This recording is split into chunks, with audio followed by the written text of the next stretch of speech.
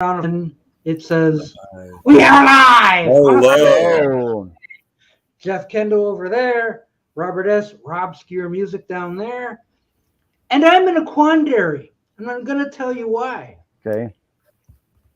I did the Thursday show kind of on a whim just for something to do, but it's starting to prove kind of popular.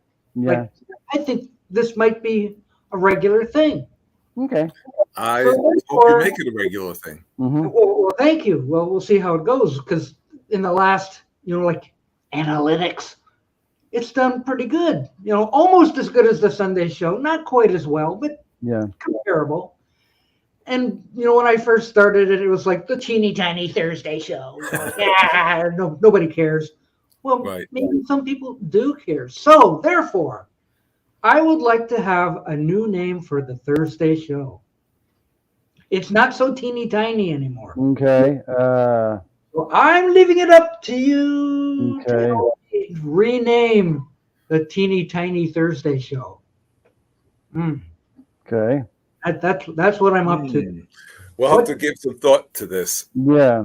Yes, I'm hoping the peanut gallery getting bigger all the time or something. Yeah, I was thinking of stuff like the Thursday Marquee or Thursday movies. I don't know, something.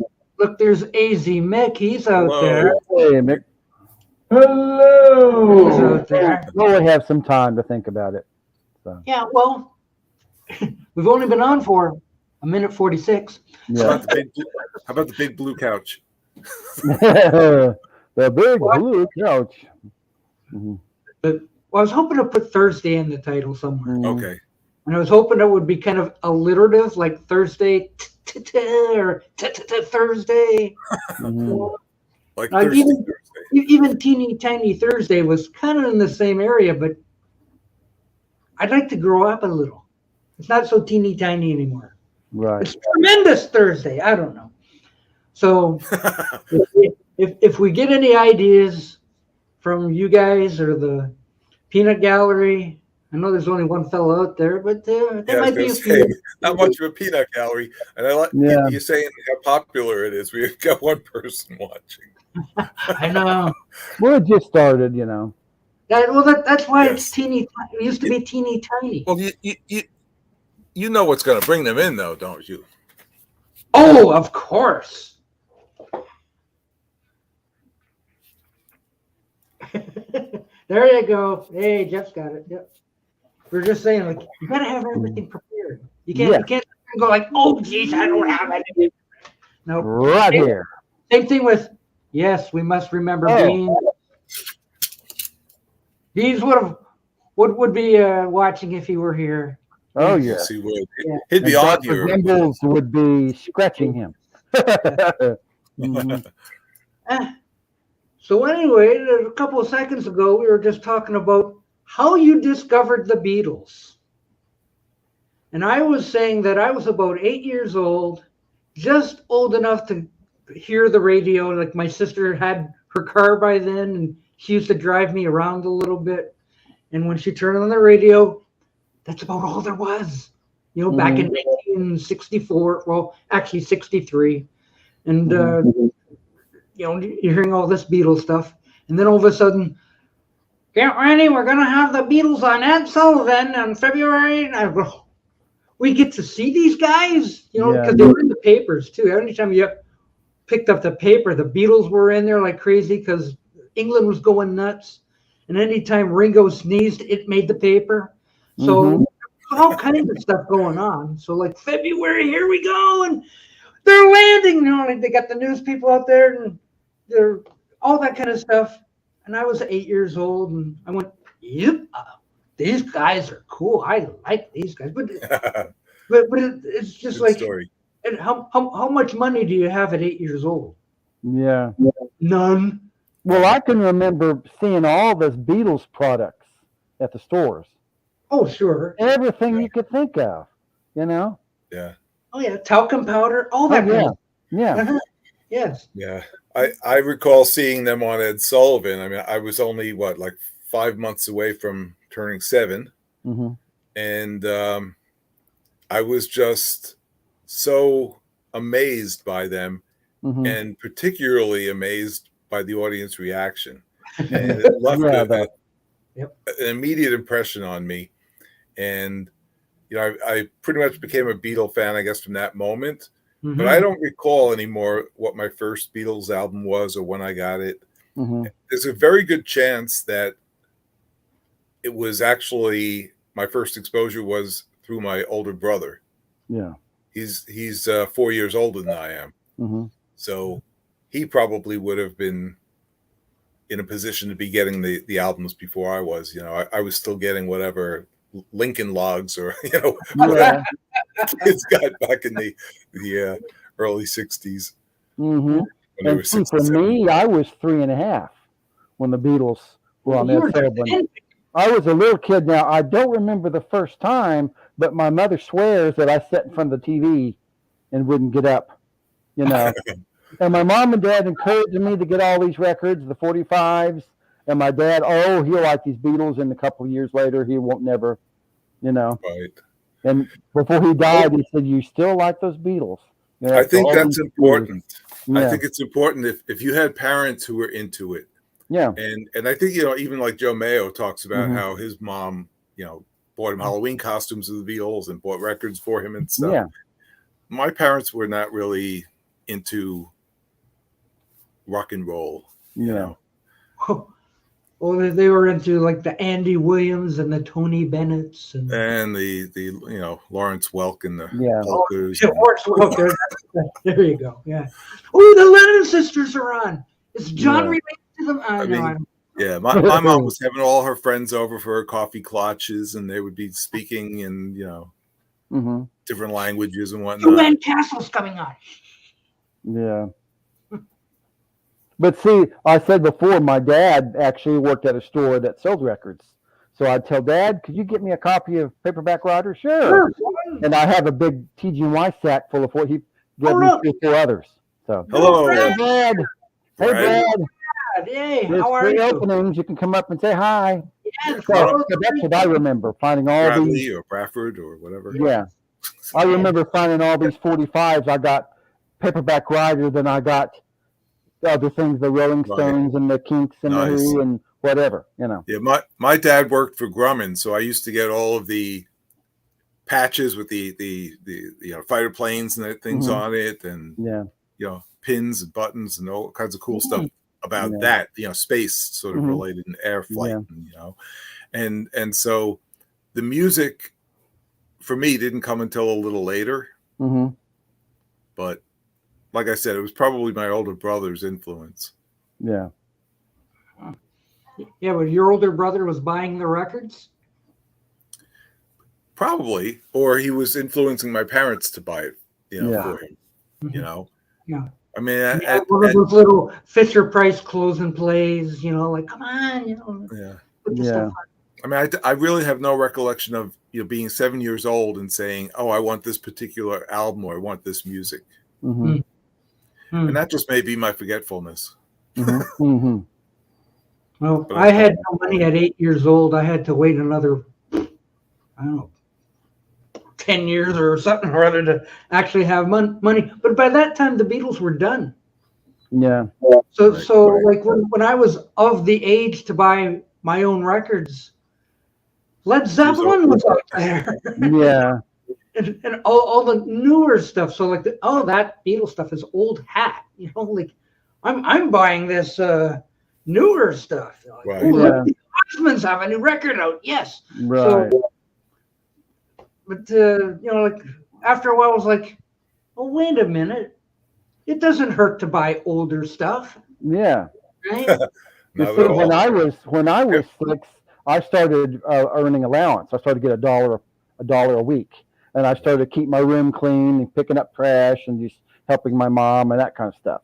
Right. So I, you know. We had chores too, but I don't remember getting paid too much for it. Oh, no. But you know what? We're still buying the old stuff. Yeah. Oh, yeah. Hello, Craigers. Hello. Hey. Thank you for watching. Yes. So I still remember what my first Beatles album was. It was 67 through 70, the blue. Oh, the blue one? Yeah. That was the first Beatles one I bought. Mm-hmm. Mine might have been Pepper, Rubber. Mine might have been Help. Mm-hmm. The more I think about it, it could have been the Help album. Yeah. Well, I bought the Blue album, and my best friend at the time asked if he could borrow it, and sorry if you're watching, and and he knows you're and he borrowed it, and of course his family had one of those big long high fives, Right. with a big lid. You put the record in, all that kind of stuff. Yeah, that's what we had with the speakers on the side. Yeah. He kept it and he kept it and he kept it. And when are you going to give that record back? Oh, soon. And it seemed like months went by, and finally he gave the record back. And I put the thing on, and what the heck? What? Well, we haven't changed the needle since 1957. I went, ruined them. Yeah. So it came back ruined, but. So you just tell people this was the Beatles when they used a lot of feedback. Yeah. Too much. Live stuff, yeah. Too much. Yeah, well, like I said, I had the first two albums, the Beatles and the Beatles' second album. And then I had a bunch of 45s. And I remember there was a place in Oklahoma City that sold import albums. And I saw a copy of the what was that greatest hits album that came out in '66? The collection of oldies. Yeah. Collection of Beatles oldies. One of my friends got the album for Christmas. And I can remember going over to his house and playing on it or listening to it, and his little brother got a hold of it. And you know when you spin around and around and around and around, he had that record in his hand. And he let it go and it went flying. Oh, no. And on the tile floor. Yeah. Oh. It went flying. Yeah. That's no way to treat a record. No, especially in 1966. But, Oh, that would have been worth money now. Oh, yeah. Yeah, I remember it. Oh. Yeah. I remember him. Oh, he got some. Because there was only one copy, We'll try to get you another one, but they only send us what they send us, So, so that's one of my memories. Mm-hmm. Oh, that's sad. Oh, geez. You say you beg your mother, can you buy me another one, please? Yeah. I'll be good. And that wasn't mine. It was one of my friends. I was over at his house. So, Hey. Oh.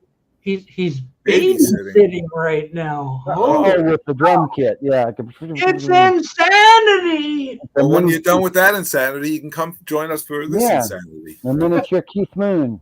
Baby. Holy cow. He must have like 100 preschoolers all ringing around all at once. Yeah. Scary. Oh, yikes. So anyway, I grew up and I got my own money, and we have to say hello to James Byers. Hey, James. Hey, James. Yeah. Hello, James. Yeah. But after I started buying stuff, then I started hunting up everything else. And had everything, but then all of a sudden the CD revolution came. Yes. And I was quite resistant against it at the very beginning because me too. we already had the 8 tracks, we've had cassettes, none of them stuck. So when CDs came out, I just went, pew. That's another thing that'll never last. But at the time it was new and just about to come out, I actually worked in the electronics department at Bloomingdale's. Mm-hmm. And we went to a Pioneer trade show. Yikes. We went to a Pioneer trade show, and they showed for the first time the CD. Oh, yeah. And they gave us T-shirts that said, "I've seen the future," with the CD on it. I mean, a picture of a CD, not an actual CD on it. But I kind of wish I still had that shirt. But not that it would fit me anymore. You could use it as a background, whatever. Mm-hmm. The year I got married in 1987, I got a cheap CD player for like $50 or something. Hmm. You know? Yeah. And that's when the Beatles albums or on CD start coming out. So, you know, eventually, sure, but at the beginning, you know, like after 8 tracks and cassettes, and I'm going like, the only thing I did like about the tape stuff was that you could record your own, you know, from the stereo to the tape deck, and then run out and play it in the car. That was. But then when CDs came out and I went, yeah, there's another format that's gonna blow up in our face. And well, look it, you can put it on. There's no needles. And everything is on one side. You never have to get up and flip it. Yeah. And they last forever. And mostly. Last forever. And after playing with them, and you know, if you want to get to a certain track, you just point. You know, there's no I'm trying to find a certain track. You're like, hey, I think I like this. Well, last night Tim was doing a 45, you know, spinning 45s. I joined it late, but he was saying, you know, another thing he likes about physical media is that, you know, he's got these 45s from songs from say 1960. It's like this thing that I'm holding is like 63 years old. Crazy. You know, and it's amazing when you think about it. It is. And it's still, you know, in playable condition. I've got a whole bunch of stuff I can show off, by the way. Okay. If we get more people. Okay. Oh, all right. I was going to say like 63 years old. So like, you know, that makes me feel so old. Yeah, I was born. But I had 60 years ago. Yeah. Whatever. Yeah, Doc has a couple of items, and I got one item, so we can all show stuff. I may have a couple hundred. You've been on a buying spree or what? I'll just quickly show you something. Okay. Oh, gosh. Good night. Oh, wow. Man. And some vinyl. Oh, my gosh. Do you have any money left for food? That's the thing. I said to myself, I need to like stop spending so I have money for record store day and for Chiller Theater, which is coming up. So I take ramen. It's tasting pretty good. It's gonna have to, yeah. But I said I gotta stop spending money, and I'm just this week I just went crazy. No. Is this the record store day business here? I think that's Saturday, I believe. I don't remember seeing Eric Clapton on the list. Is he? Record store? I don't know. No.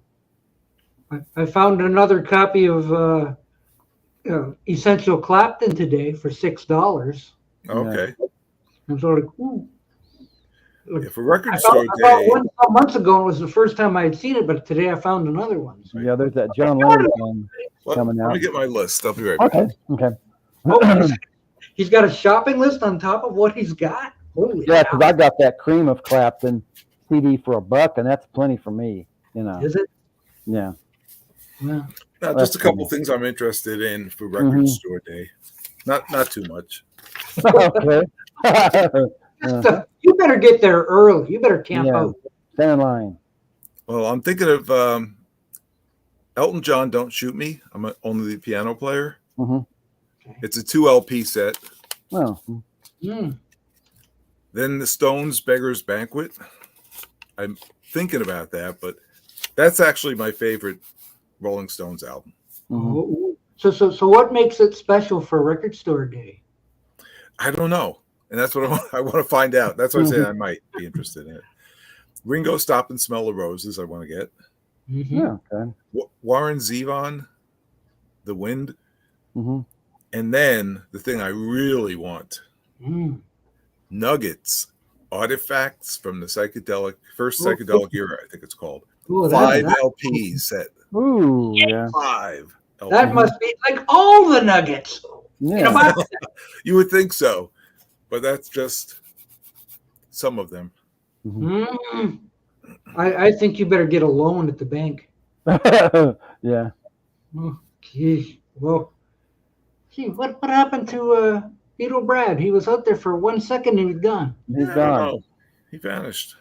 Poof. Yeah, whatever. So, yeah, it sounds as though you better go to the bank and ask for Mr. Drysdale for a loan, please. I need to get this Nuggets thing badly. Yeah.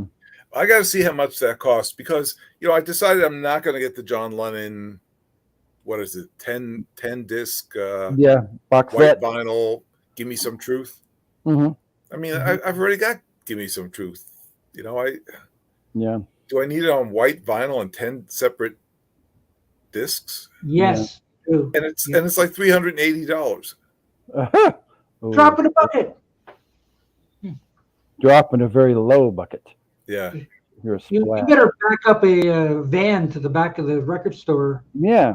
I want this and this. Loaded it. Gosh. Yeah. Whoa. No, there are some people that go nuts on record store day. They buy like thousands of dollars of stuff. And some of it is, I think, like this is one guy that goes to the, Joe's record store. Yeah. And he walks out with like 40 to 50 albums. And I'm thinking he's probably just going to turn around and sell those, Oh, you think he's going to put them all up on eBay? Yeah. I'm sorry?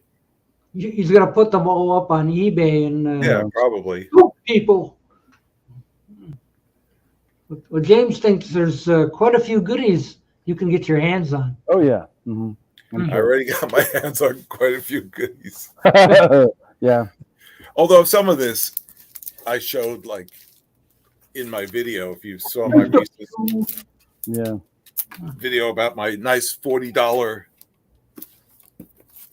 plugin. Mm-hmm. Yeah. Did you notice George's music for all 4 seasons is here? Hello. Oh, Phil Norman has 5 LPs and a book. Yeah. Well, we should hope so. But nothing on CD, though. There's nothing that I could buy. Yeah. I don't have any money either. Oh, no, they have CD for Record Store Day. Yeah, well, not like the Ringo, I think, comes out on vinyl and CD. Mm-hmm. If you want to Stop and Smell the Roses, which is actually a very good album. Yeah. Well, I just spent $1,700 on car insurance, so. Yeah, mine's due in May. Yeah, so I just paid it earlier in the week. Oh, it came when they sent me that thing in the mail.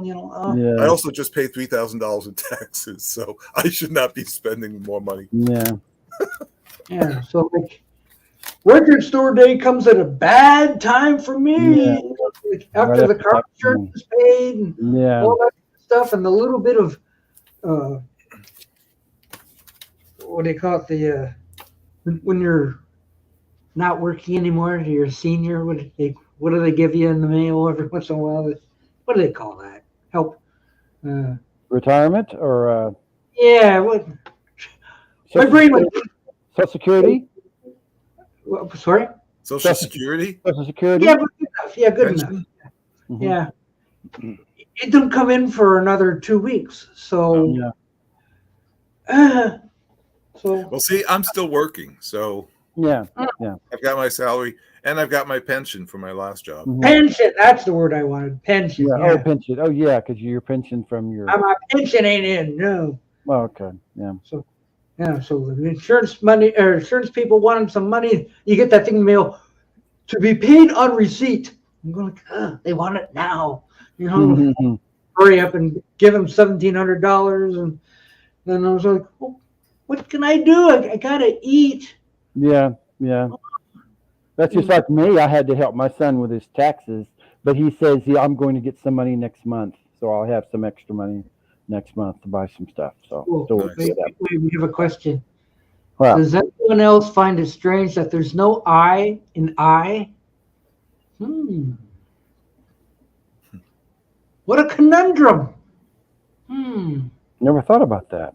Well, I got something else. I got something else you could think about, but I was going to put it in a video. I was going to compile some like shower thoughts. You know? Shower thoughts? If you think about it, like, yes. Yeah. Yeah, exactly. You know the word finally, right? Yeah. Finally. Mm-hmm. It's pronounced FINALLY.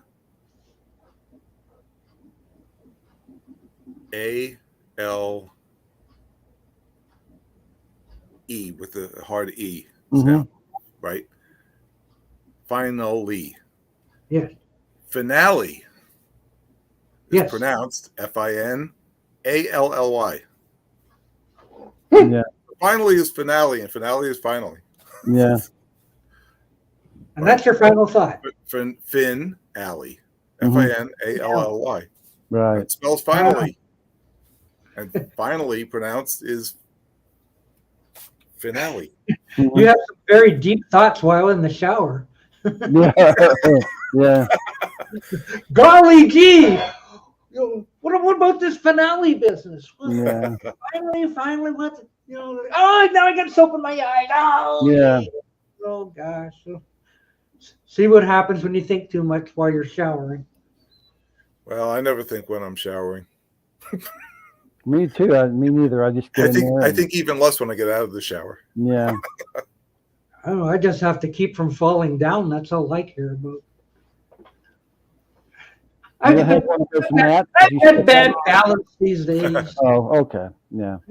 I think even in New Jersey, I walked into a wall there. Yeah. Outside the hotel, just wham. I think it was the wall's fault. Yeah. Probably so. I got the worst balance. Just walking down the sidewalk, was there what? Walk into walls and stuff. So somebody's got to keep here's another thought for you. Oh. The word bee, like the flying insect, B-E-E. Yep. What is silent? The first E, the second E, or both? B. Oh no. Wow. I got to start taking more showers. Gosh. So you want me to show off some of my stuff? Yeah, go ahead. You're first. Yeah, show up. All right. Well, I showed the Let It Be that I got a discount. Yeah. I also got this at Love. Yeah. The Love album discount. And I have this, but I said, you know what? I'll get a new clean copy since it was discounted. The other record I got discounted that I showed in my video. Yeah. July. Yeah. A psychedelic group. That's pretty obscure, I'd say. It's pretty obscure, but I think Tim Allen owns this, and I'm almost positive that Ethan Alexanian owns it. Oh, Tim Allen owns everything, sure. Yes, he does. All right, should I stick with the vinyl for now? Yeah, go right ahead. Yeah. Oh, Peter and Gordon. Oh, you can save that for next year. Yeah, you get it signed. Exactly. I saw that and I said, okay, Beatle Fest 2024. Yeah. Here's one for Tom Hunyadi. Okay. John. It's an early one, yeah. If Not For You, this is the 50th anniversary limited edition. Ooh. The original If Not For You had a different cover on it, which I have in another room. But me and Bobby McGee, Banks of the Ohio, If Not For You, If You Could Read My Mind. I mean, a lot of good songs on this. And then an album that I never really cared for and never bought, but I saw it pretty cheap, so. Okay. Oh, well, the album is okay. It's the film that sucks. Yeah. Well, the film sucks, so I figured the album's got to be okay. Yeah, the album is okay, sure. Yeah. Then another group that you probably haven't heard of, Zebra. Zebra, sure. I think so, yeah. Or is it Zebra?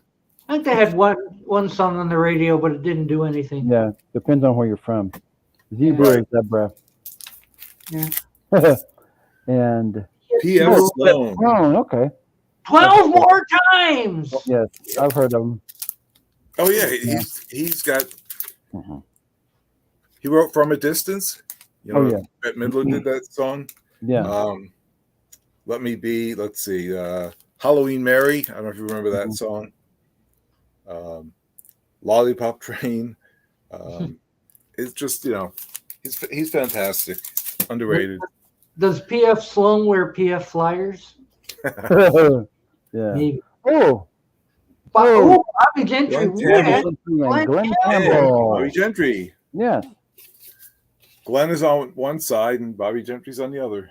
Mm-hmm. Yeah, I agree. Zebra is sort of zipping. And that I got at Savers, actually. A lot of these I got at Savers on a Tuesday when they give a senior discount. That's right. I had totally forgotten about it.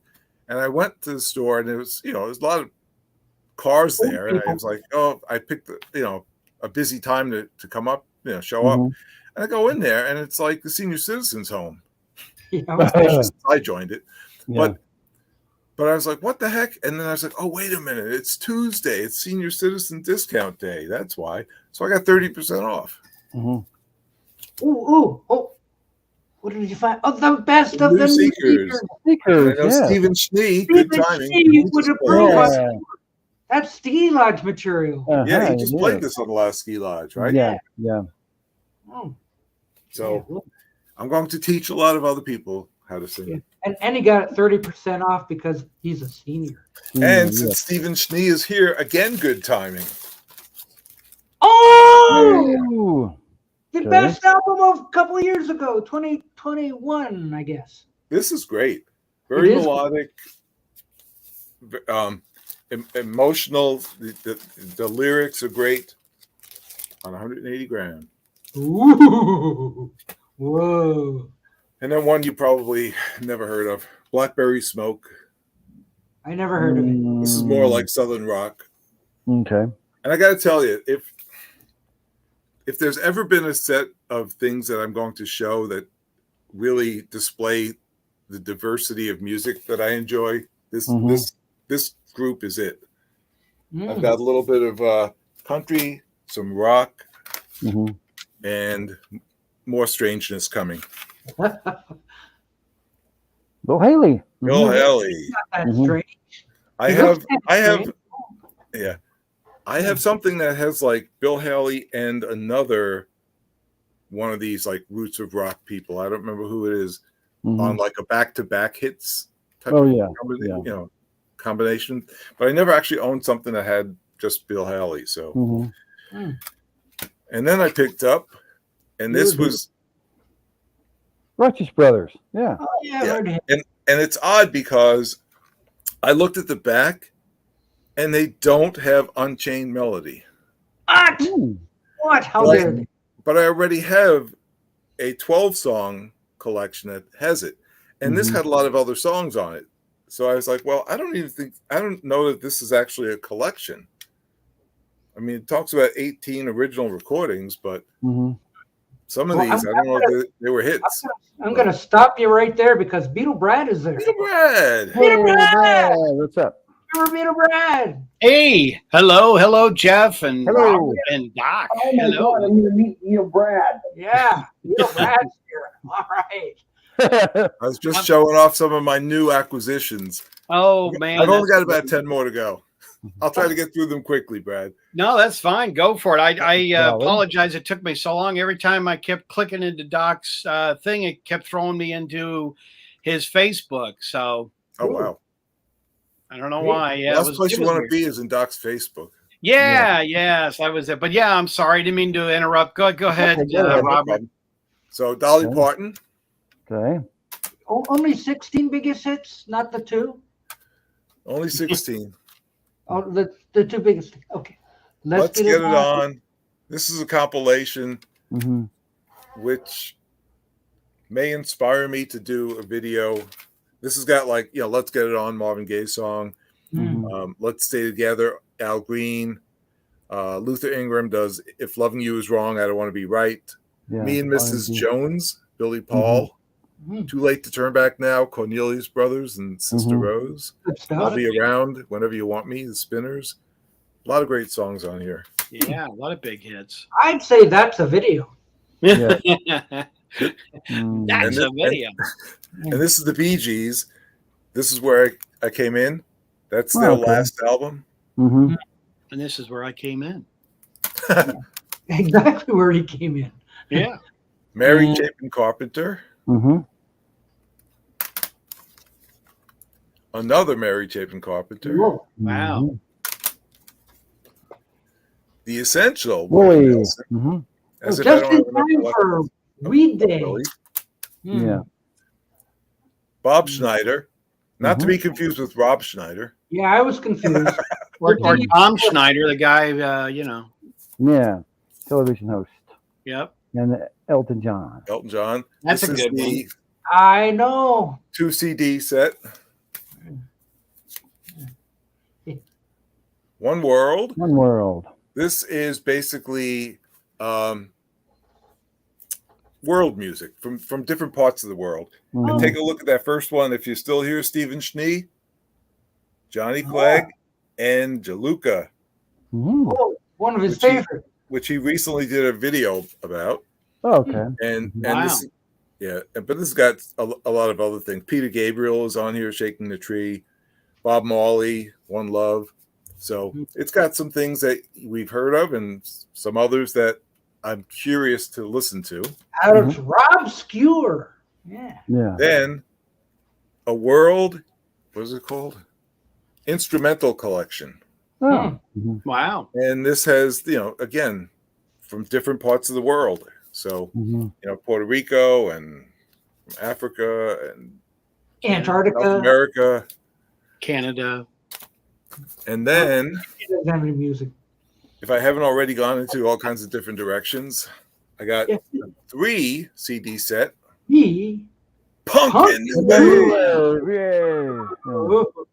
Ooh, what could that be? Wow. Oh, wait a minute, I gotta blow that one up.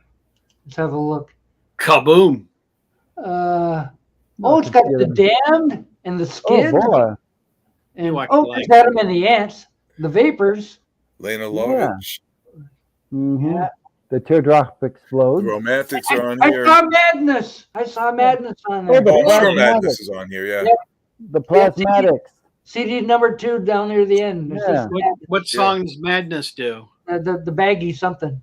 Baggy Trousers? Yeah. One Step Beyond. Yeah. And try and find them. Where are they? CD 2 near the end. Oh yeah, Baggy Trousers. Yeah. 2 good songs. Wow. Yeah. They actually went to number 1 in England, both those songs. And the Plasmatics are on here. Oh, the Plasmatics. Wendy Williams, she's one of my favorites. John Cooper Clarke, evidently Chicken Town. Didn't want to interrupt real quick, but the one you just showed with Bob Marley, that's kind of neat. Have you ever seen the promo video to that? To One Love? Yeah, One Love. I feel like I have.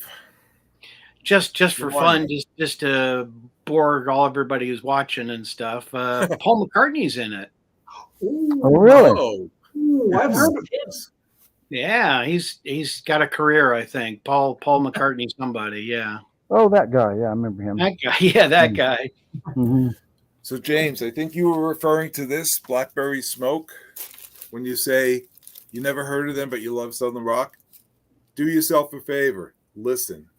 Blackberry Smoke, fantastic. Wow.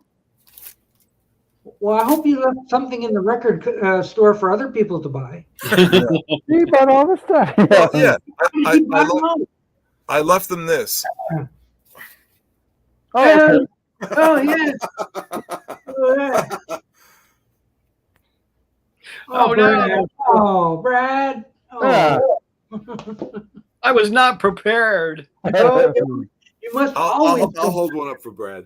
Okay, thank you. Okay. Well, and actually, I saw a couple Partridge Family records when I was in the store, actually today, and they had this one with the shopping bag. Oh wow!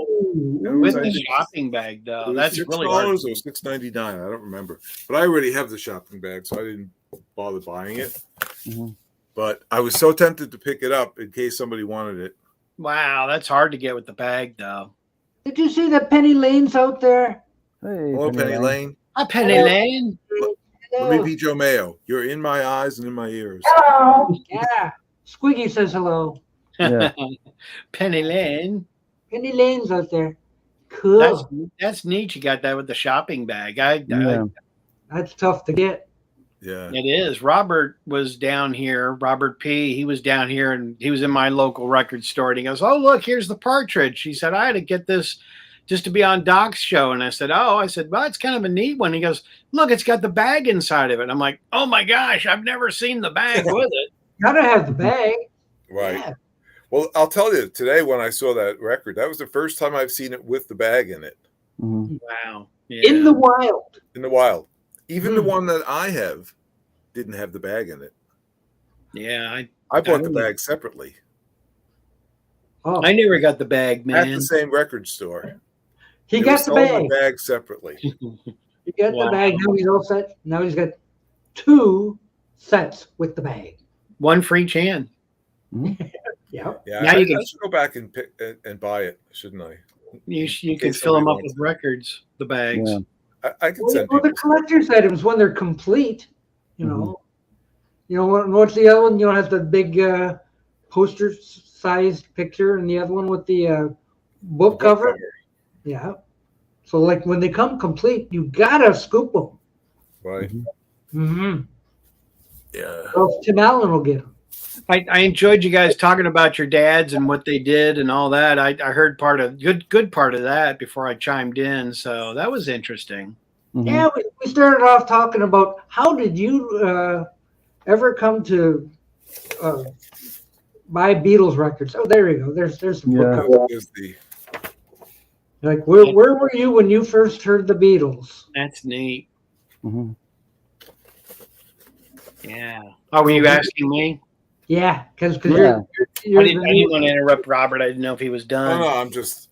You know, I heard Get Back on the radio, and the guy said that's brand new from the Beatles, and he said, "Great song, but sad to say they're going to be breaking up." And I'm like, "Oh, I'm just now hearing about them," and you know, that was my first thing, and then actually.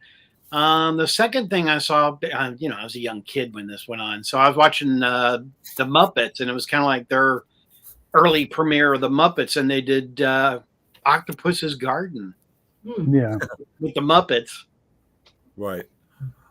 Rock and roll. And that was your first time you had ever heard the Beatles. Yeah, well, that and my brother. My brother played everything. I mean, I had an older brother, and he listened to Beach Boys and the Doors and, Dave Clark 5 and Hermit's Hermits and, Beatles, everybody, Stones.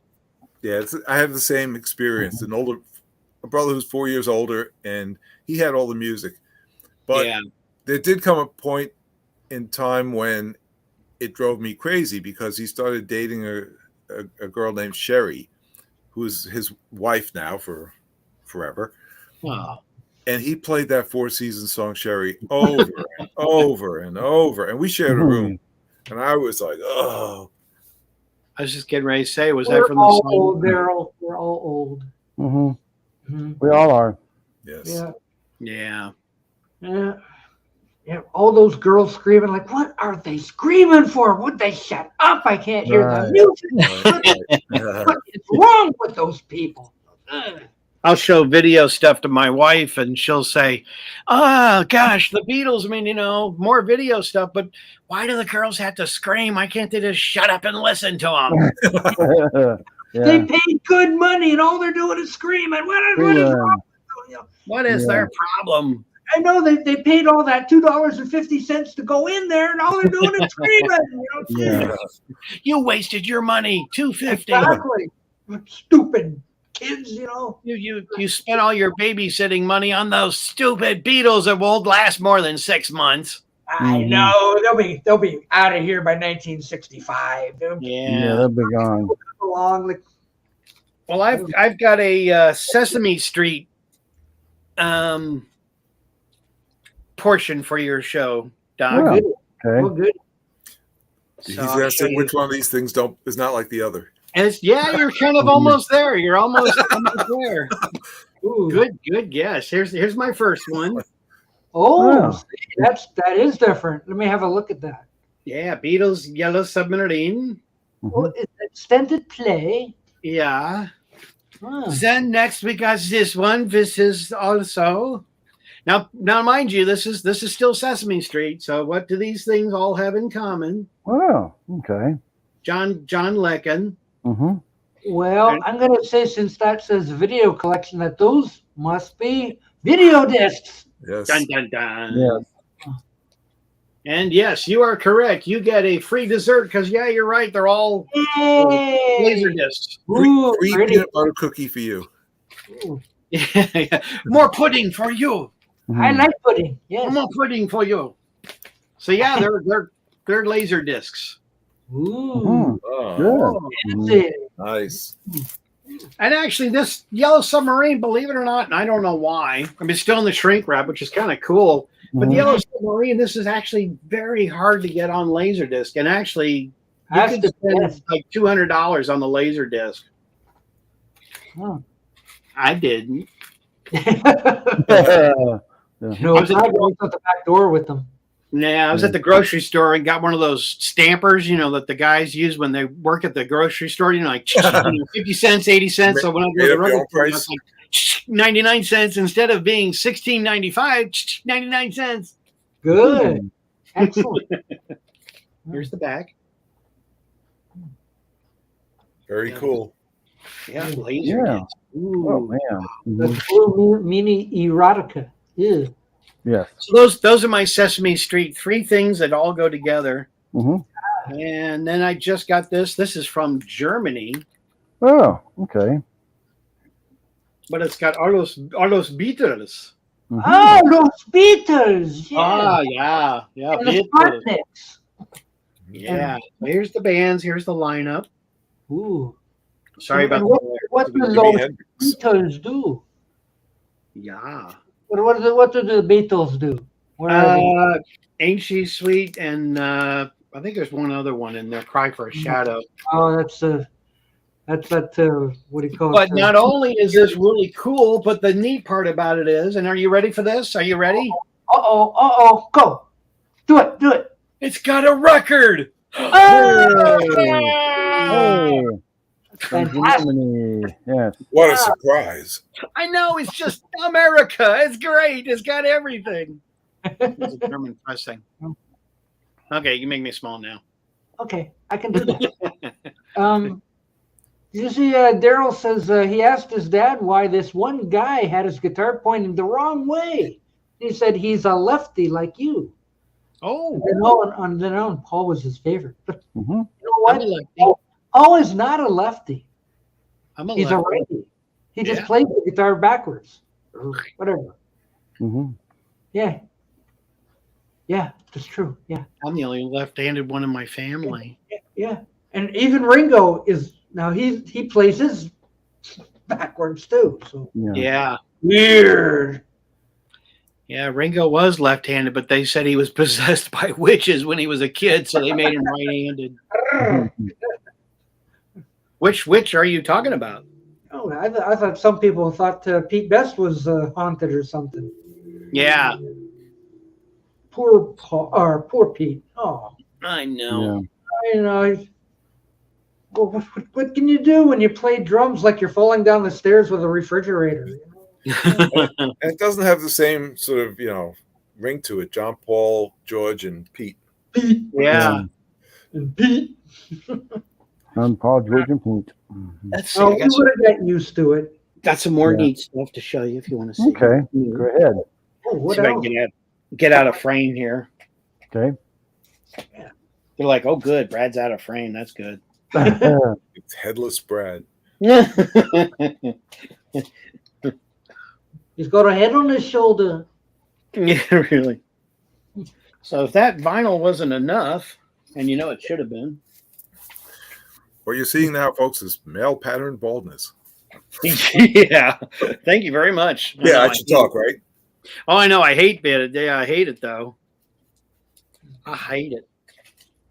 I don't mind it. Can't help it. It doesn't blow away. Robert, you do have that nice little baby. That's handy. This is kind of neat. This is from the UK. This is that is a tug of war something. Tug of war. Yeah, very, very interesting. Yes, I just recently got that. It was a new. What is it? Cool. New purchase. I'll give you a ring. Yeah, I'll give you a ring. Go. Not you literally, but Take it away. Okay, that's the way single. Yeah. as Paul McCartney used to say, this song "Take It Away" was when he was at a restaurant. I'll take that out of your way. He's like, "Oh, you can take it away." Okay, so there's that. Yay! Give Brad the check. Yeah, exactly. And I'll back up a little bit for this. Here we go. Just what I need. Which my wife was like, "Oh boy, that's just what you need." Oh, okay. Oh, the Beatles backpack.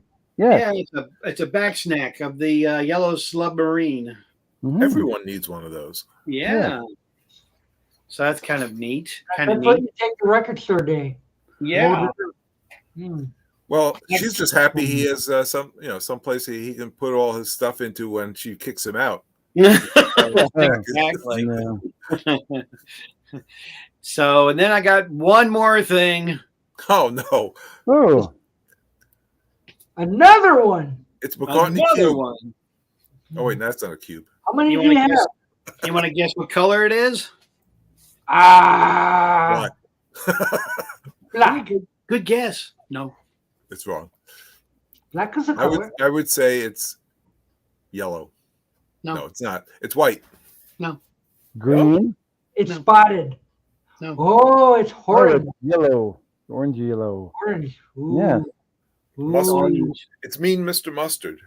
That's right. Me, Mr. Mayo. Mm-hmm. And it's orange on both sides, as I say on my videos. Oh, terrific. Wow.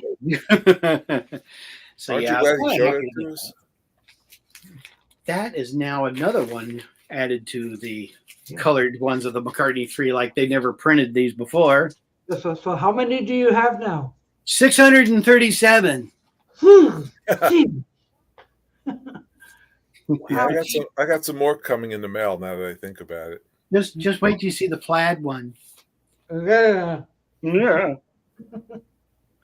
There are plaid ones, I think. I'm surprised he didn't do a plaid one. He's done everything else. Why not? Mm-hmm. You got to keep it going. You have to draw the line somewhere. Yeah, after 600 pressings, why not? They're saving that for the Bay City Rollers reissues. I had it in my hand today too, Bay City Rollers Greatest Hits, and I went, "It's not complete. It doesn't have Saturday Night on it." Oh no! It didn't have Saturday Night. It didn't even have Saturday. It had, I will only want to be with you and Money Honey, blah blah blah blah blah. Where's Saturday Night? That's the big one. Yeah. You knew it was a bootleg when the song they were doing was Thursday Night. Oh, that was my biggest clue. Yes. This is new. Oh, okay. overpressed. Mm-hmm. Yeah. Yeah. Boy, have I got a bad glare. Somebody told me you were into Elvis. Yeah. Elvis. 180 gram. Ooh. Or as I call him, Elvis Parsley. He's from the frozen food section. Mm-hmm. And you ready for the color of this one? Oh, no. Certainly. You want to guess? Black. It's black. Yeah. You win. Ooh. It's even got a special label. Red and yellow. Yeah, red and yellow label. I could have gone for label. I probably would have been better, but yeah, good old Elvis Parsley. Yeah. Terrific. Oh, mama. Mm-hmm. Oh, They should have made it parsley green. Yeah. Pretty neat. Yeah, so I'm looking forward to playing this. I haven't even played it yet, so. It's still got the price sticker on it. What? 49 cents? No. Oh, 180. Where's the price sticker? Oh, there it is. Yeah, you're right. Yeah, there it is. Let's see if I can get this in. I always hate the. Can't see it for the bricks. $8? $18. $118. No, let's see here. What was it? 180. I see it right on the cover. 180. I don't know why those bricks are still on there. Oh, that's grams. I need to get rid of the bricks. But yeah, it's $18.99. But Wow, that was a good year. Oh, wait. 99 cents. $18.99. I didn't know That's a Elvis was good year. that old. Wow. Wow. This stuff. Whoopee. I don't know how you guys can buy this stuff and eat at the same time. Who's eating? Well, all your money goes to records. Like, what do you eat? If you got extra food, you need to come over. No, I had a can of soup tonight. Really? Literally, yes. They're like, this is all I can afford, a can of, and it wasn't even Campbell's. It was like some weird brand of man, chicken noodle. Wow. That's what I had for supper tonight. Oh, Doc, you'll have to come over and have dinner. Yeah. I'll cook. Well, the noodles were good, but they were, you get off-brand soup, like it says chicken noodle, but then you're like, so where is the chicken? Yeah. On the You walk label. across the water of it, They said there's chicken in here. Where is it? And all of a sudden you get this little blink. One little bit. Ooh. Yeah. But You guys remember Robin Leach? Shrinkflation. Yeah. Mm-hmm. Yeah. My friends and I, we used to joke around, and we were like pretending to be like Robin Leach. Hello, this is Robin Leach, and we're down and out, and we're having fried chicken tonight with macaroni because we're so poor. Wonderful. Yes. Mm-hmm. We're living the lifestyle of nobody because we're so poor. I know. And as I was telling the guys earlier, I just paid my car insurance, and 2 weeks from now I got to pay for my rent. Rent? What's that? Well. That's why we keep moving. So some people have rent, But I did keep my Visa bill down this month. That's good. It was a start. But I got to buy gas pretty soon. Another fun new one. Yeah. Is that a cassette of George? Yes, it's George. This is the Dark Horse years. Dark Carrot days. Yeah, I don't know. This is my new phase right now. I'm buying cassettes, so that's kind of the George Harrison one. Yeah, George Harrison. So that's my new phase. Are you buying cassettes of everything Beatles? Yeah, I bought a couple others. Like I bought a Dave Clark 5. Dave Clark. In my hand today, I had Magical Mystery Tour on cassette. Yeah, really. So we just joined. Like $10. I got a bag left. And there's this. What is that? Paul is live.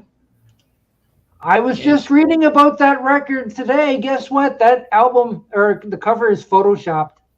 Oh, is it? That's what the book said. Wow. The book wouldn't lie. This is not the CD. This is a computer ROM. What? A computer. Oh, that's the DVD. Yes, some copies did come with a DVD. Yeah, but this is for smart people who can play it on the computer, like Robert. Yeah, it says two discs. This is nice.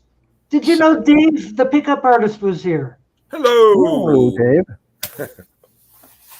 Hello. Hello. Yeah. And then back to Beatles again. What is that? Oh, okay. T-O-Q-Gis. What is that? I got to get rid of the bricks, don't I? Yeah. Well, what is this about? Never seen that. I can figure out how to get rid of the bricks.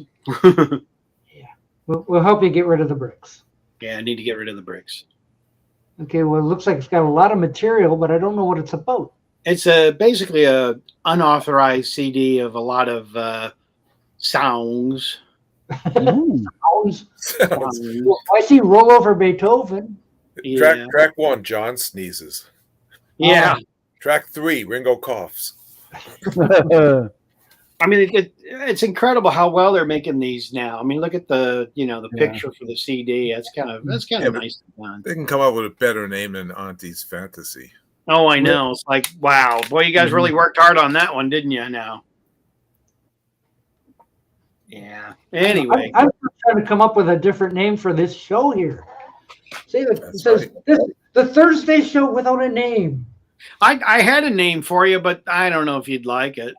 Oh, please tell us. Doc's Dinner Delights. Doc's Dinner Delight? Yeah. Because it's after dinner.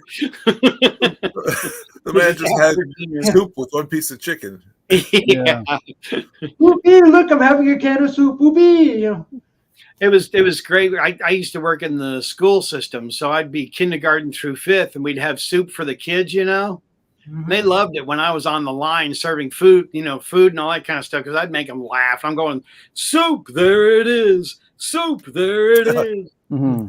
Look at the funny man. Yeah, look at the funny man. I say, boys and girls, work The real funny hard. man is giving you soup. But this is long before the soup Nazi, though. Oh yeah. So like the kid, Right. no soup for you. This is a long time ago. Let's see. He won't give me soup. You know. I got some other new stuff. Let me grab it. Go ahead. Oh, look! It's Tim Allen. It's Well, Tim hello. Allen. No. Oh wow! Hey, Tim Allen's out there. Oh wow! Hi, Tim Allen. That's Tim. Hi, Yeah, Tim we got a Allen. spot for you. We got a spot for you. Yes, you can come up, please. Yeah. But you got to think of a name for Doc Thursday Yeah. Chat. No, you got to do Thirsty Chat. You got to bring Doc some soup if you come, Tim. Yes, he's hungry. I have 3 more cans left in the cupboard. I've got tomato. Oh, So tomorrow. I have tomato soup in my cupboard as well. No too bad sandwich with Fred's it? not around, Doc. He could soup. I love soup Yeah, from a can. from a can. Yeah, and it's so old it's chunky by nature. Ooh, Expiration date was 1937. I know. and have a slice of soup. My next cassette. Soup with a little I looked at botulism. the Paul McCartney one, but I forget the name. Pipes apiece. Oh, Pipes of Peace. Oh yeah. Mhm. You know, believe it or not, cassettes are getting expensive. Yeah. Here's the next one. I mean, seriously, you buy a cassette and it's like, these are like $18 now. Wow. You kidding? Yeah. Not by What? me. McCartney too. McCartney too. Hey, look who's here. We've got our first idea of what to call this show. It's called Doc Soup. Oh, that's good. Doc soup. Thursday Yeah. Soup. Thursday Soup. Okay, Thursday's Doc soup. So here's the cool thing. You ready for the inside of this? This is Yeah. really high budget, you know, because McCartney, he's got tons of money to, you know, he has these big fold out posters sometimes in the cassettes. Yes. No. Oh wow. Yeah. Wow, yeah. That's what you get when you're a Beatle. Yeah, you Yeah. profit off that one. Ooh. Money is no object for Paul. He blows it I out thought- for everything. I thought that was part of Yoko Ono's work. Yeah, I think you're right. Imagine a white space Mhm. It's and what you would fill it with. Then of course George Harrison won. Let's see what Yes. this has inside, boys and girls. Yes. Oh, this has got all kinds of folds. wow. Yes. Oh man, you ready? It's got a centerfold. Yeah. Oh, it's Wood Girl. Oh, Oh, lyric. it's It's lyrics that from lyrics girl. Yes. You can read it while Linda you're listening. lyrics. Yeah.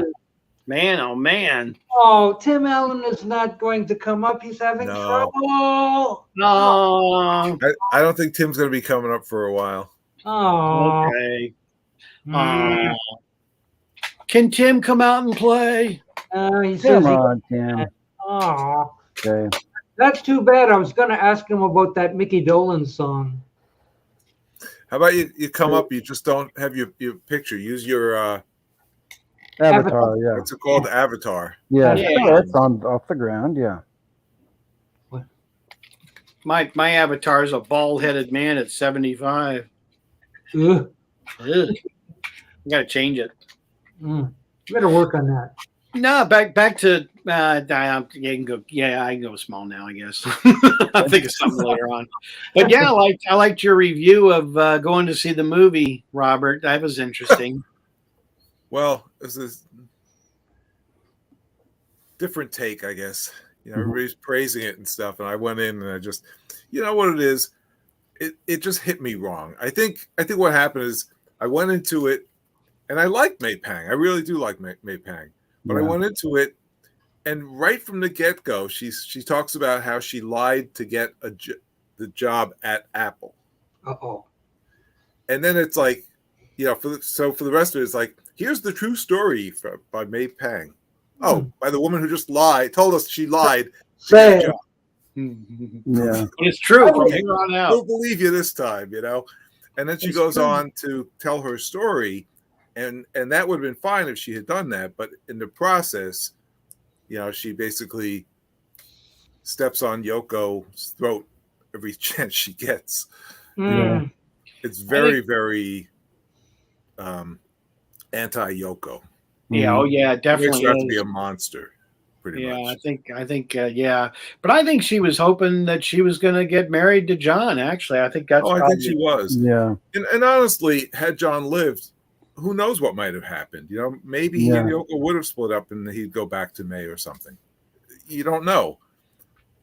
Yeah, but one could only imagine. There were times when, even in, if you see the movie, there are parts, and you know this, Brad, where it's like animated, almost like line drawings of the people, and they show May with Yoko and John on either side of her, and I think she's kind of going like this, sitting here with her head in her hands, but the blouse, like, it's supposed to, I guess, show like the neckline, but it's the letter Y, and it's centered, and it's like, okay, subliminal message, like, you know, why is this happening to me? Well, thing, you know? And I'm reading into it perhaps, but I saw that. Then I see that, you know, there are parts where Alice Cooper is there with them partying and having a great time with May Tang and John and everyone else that's there, Harry Nielsen.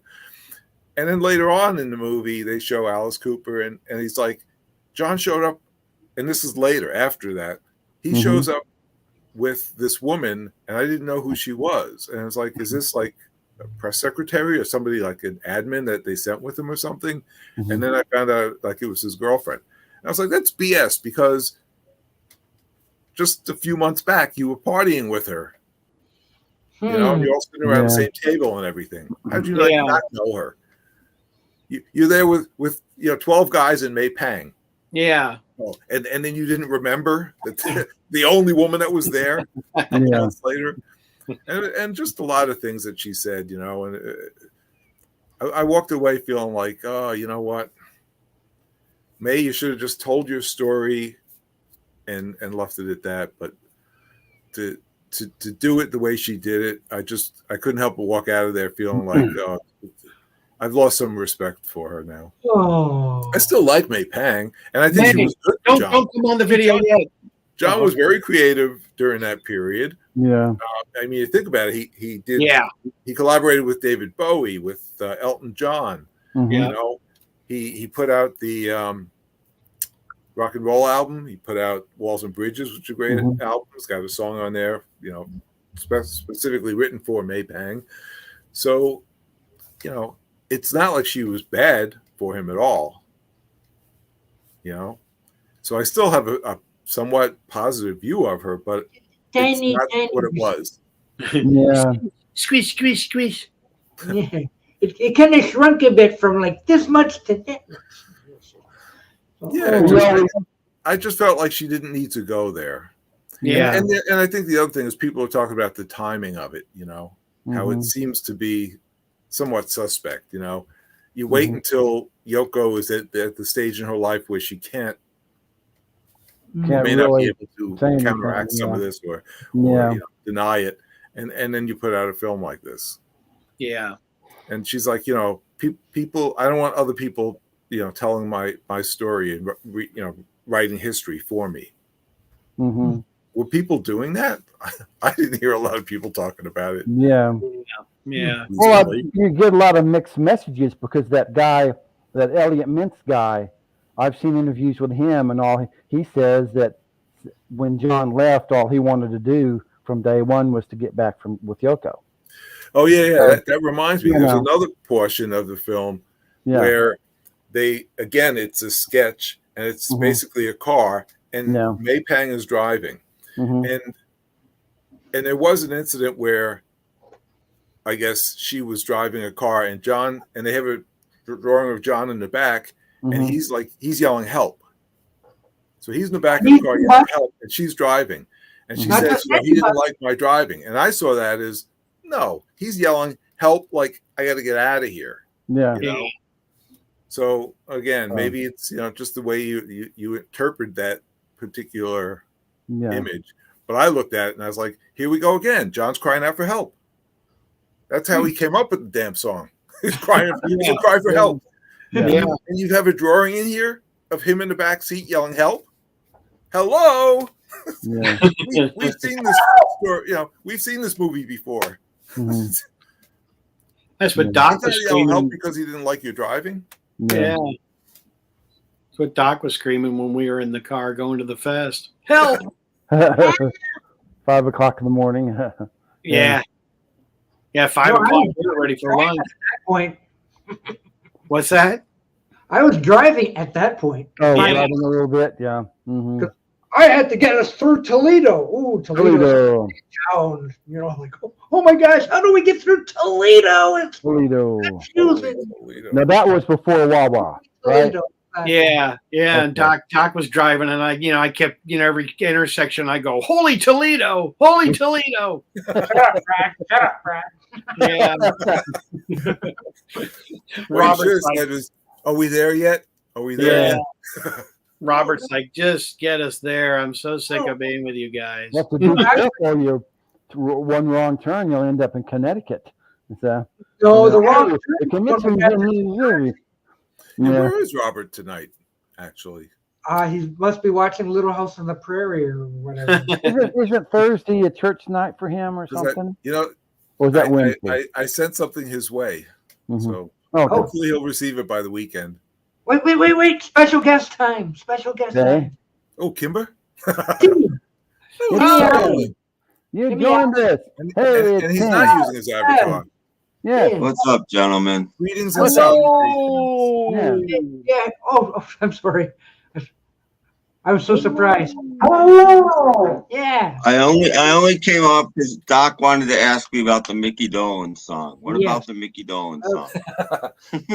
You said it was before the Monkees? Yes. Okay. 64. Mm-hmm. Okay. Well, thanks to Brad there. I watched the Monkees DVD with all the little bits and all that. It's way over there, so he knows. Well, anyway, it has the pilot show for the Monkees on there. Mm-hmm. And at that time, he was still going by Mickey Braddock. Well, the 45 may have come out post Monkees, but it was recorded.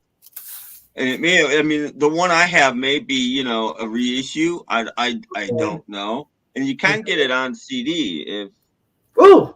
He has it handy. Just so happens. There's a 4-song EP. That's it, 4 songs. And at least one is an instrumental. Yeah. But yeah. It's like he took a page out of Ringo's book. Good is one of them. 4 songs on his EP. Yeah. And apparently there's only one picture of Mickey Dolenz ever taken. Because the only picture. There's 4 pictures here, and it's all the same picture. Mm-hmm.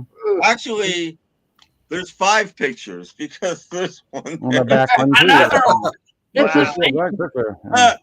But it's all the same picture. It's Circus Boy. I'll be right back. Okay. And Trish said you had a good show last night, Tim. Yeah, it was good. Now you run off Robert. Thank you. I was losing train of thought towards the end. I don't know how long anybody was there, but yeah, you even played a Holly song for me. How nice. Yeah, Holly song sounded good. I was saving it in case you showed up. Yeah. Yeah, I was running late doing a little bit of editing, and I might as well see what's going on. So I hung around for about 20 minutes. We could play the song "Welcome Back" for Robert. Yeah, welcome back. Yeah. Oh, by the way, happy 420 day. Yay! Yes. Never mind. Smoke them if you got them. Oh. Very sweet. Oh, Sure. I forgot I was having this with my dinner and I left it on the table. I will also say that a listener reached out to me today and said because I played Georgie Fame, he wants to send me a Georgie Fame hit CD. Nice. Wow. Sure. Nice. Wow. So there you go. Georgie Fame. Yeah, when you said Georgie Fame, you're going to play Georgie Fame. I was like, wow, I haven't heard Georgie Fame in a long time. I don't have any albums by him. I don't have any CDs either. I have a couple 45s. I think that was Linda McCartney's first love. Really, Georgie Fame? They had a pretty long relationship. Yep. Ooh. Wow, I did not know that. Yeah, but he was still around. I think he's still alive. Yeah, he was. I think he's in his 70s or something. Maybe 10 years ago or something. Him and Mose Allison, who was another great blues guy, and Van Morrison did a couple of albums together. Really? And I think I have one of those, which is I think the only Georgie Fame I have. Really? Wow. I think I have one of those. A couple. They did more than one. Yeah. And but I feel Mose Allison would play live in DC at this place called Blues Alley once or twice a year, and sometimes Georgie Fame would show up. Oh wow, neat.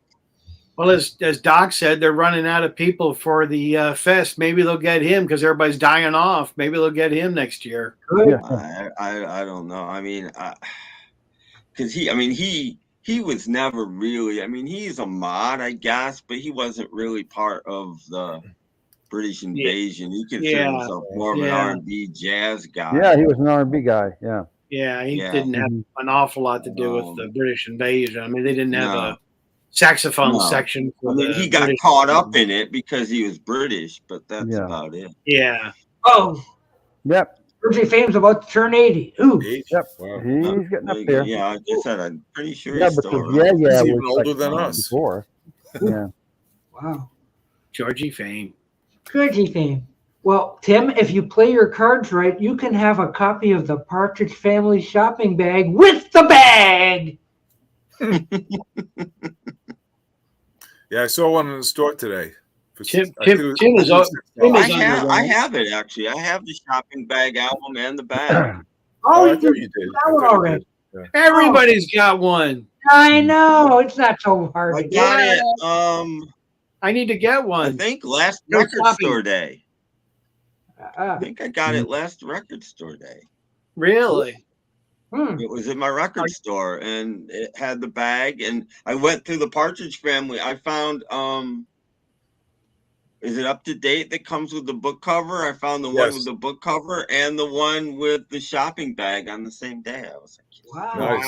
Well, I found their first album with the picture of the Partridge Family and the book cover in that album. Yeah, wow. Neither one of them is supposed to be in that album. And they were both in it. That's amazing. It's on its way to somebody right now. I found maybe a year ago at my thrift store this beat to crap copy of the first Partridge Family album. I mean, the cover had chunks missing and it was horrible, but inside was the picture. So that obviously went into another album and went home with me when I bought a whole bunch of stuff because, I mean, security. There was no way for 29 cents, and I'm buying like $10 worth of 29-cent albums. They're not gonna, No, I am a guy that will sit there and, take crap albums if they got a sleeve and put the album back in the jacket and take the sleeve and put it, I'm a guy that'll sit there and do that. And it's right next to the counter and nobody's ever said a word to me. So I had a similar situation where I was in a thrift store, but I was looking at the CDs and some girl found like the first Partridge Family album, but the cover was shredded. It was like all cut up and everything. But she was enjoying. Look to my husband. Look what I found. Like I found the Partridge Family, and going like, geez, it looks like it's been through the shredder. But yeah, she was all excited. She thought she was found gold. She was. Our thrift stores are really bad. Well, Christmas album. Yeah, no. Richard Spinowski is saying that he has the Partridge Family Christmas album. So I'm figuring that showed up. Christmas card. I got With the card. I got a rock. There you go. Let's see if I can get it out. I'm never prepared. So Robert, do you have the Christmas card? There it is. There it is. Yeah. There it is. There it is. That's the only Partridge Family album I'm pretty sure that got a second printing. Oh, really? Ever, yeah. They made tons of them, but I mean, the second edition of that came out when the Christmas card was just printed on the cover. It didn't actually come with the card. That's how I know it got a second printing. None of the other ones ever did. Well, it's sold that well that they had to print it twice. That's the Lagoon. It is. Well, I think because it's a Christmas album, like many Christmas albums, a couple of years after it came out, they put it back in print, and at Christmas time, it just would show up in stores like any other Christmas album. Wow. That is like a wow. That is a wow. Yeah, I can't imagine. So, you guys talk about, Tim, you definitely talk about your thrift stores. And so I thought, well, I'll go to mine because, ours are pretty bad. So I decided to go to one and they didn't have much there. So I was getting ready to leave. And then up behind the register, I found this. Oh, my gosh. It was Paul McCartney Tug of War on vinyl. On vinyl. And they wanted... The lady told me it's very rare because it's Paul McCartney on vinyl and it's $49.95 at the thrift store. See, that's not a thrift store. Yes, I don't care. They call themselves anything they want, but that's not a thrift store. But did you tell them that I'm Beetle Brad? I know better. I know that's not worth $50. No. I told her I'm Beetle Brad and it went up to $75. I did find a good bargoon yesterday. Give me just a second and I'll okay. I showed off my bargoons earlier. $50 $50 for the good girl herself. Yes. Just no way that record's worth $50. In the meantime, check out some Punk and New Wave. Punk and New Wave. Yeah. Robert's got something fun to show us. Yeah, after he has, I have one item to show from England. So. Oh yeah, and I showed too much before. I'll show this again. How's that? Show it again. Wilkerson. Wilkerson, yeah. Ooh. That's already 2 or 3 years old already. Wow.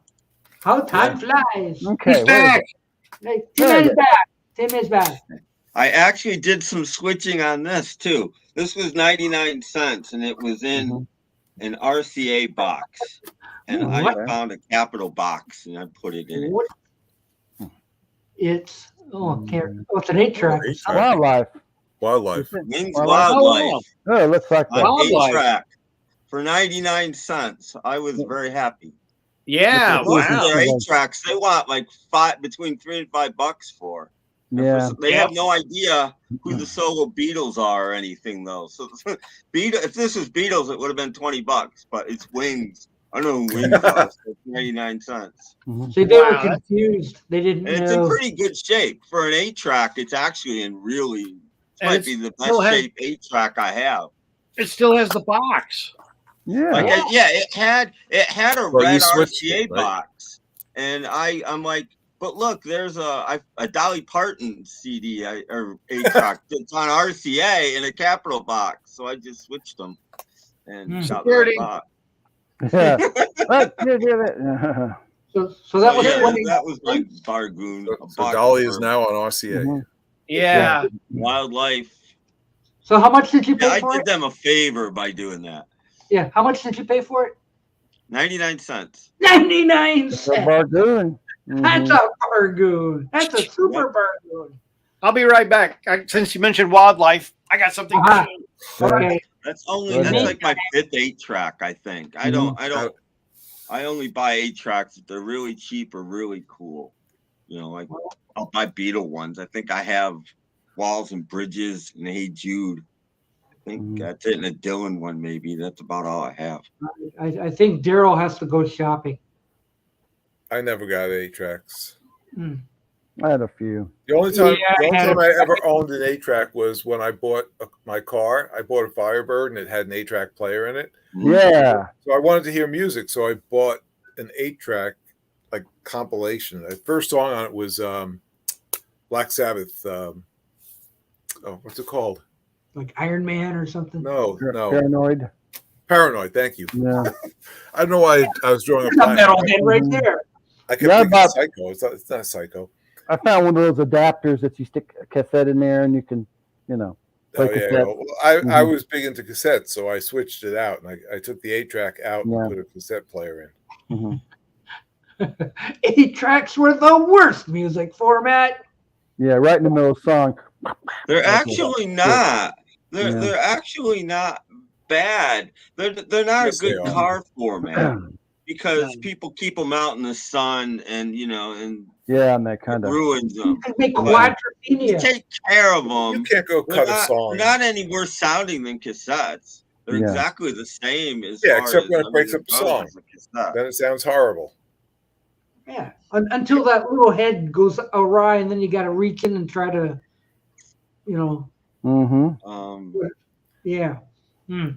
had to do that, and of course you have to buy the anti-magnetic thing to run in it every once in a while too. So 8-track fun stuff. I know, that's why I switched to CDs. You don't have to do anything like that. Right, just pop it in. Yeah, and when they switch, it didn't click. When it takes a song and it has to fade out to click and then fade back. Yeah. No.